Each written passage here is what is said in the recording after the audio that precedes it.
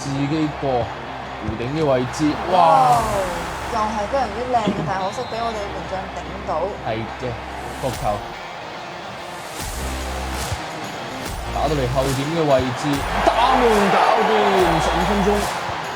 一個4比7。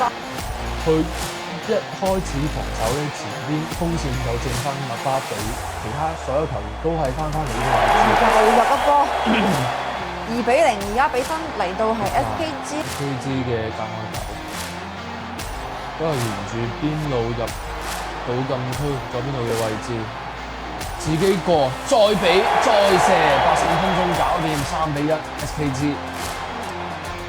弧頂位可以試一腳，但係冇選擇遠射，可以穩一穩入到禁區，轉過嚟再射，好機會再打1比0。呢個時候就非常之 nice 嘅操作，包括啱啱個入波都係特別類似機會。即係呢一場嘅主動性咧，而家係喺 FNC 手上嘅。冇錯，好主動。佢再射2比0。係嘅。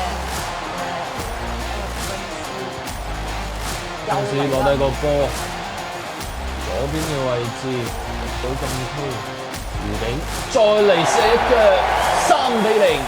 太誇張啦！喺 FNC 揾到手感之後，喺呢個位置。左邊路波仲未失，仲帶緊禁區附近嘅位置入到禁區再射，門將雖然碰到都係入啦5比0啊！我覺得佢嚟講係比較值得嘅呢一個分數嘅5比0呢個分數。睇翻 FNC 位3號邊入手比較嚴格，又入一波6比0啊！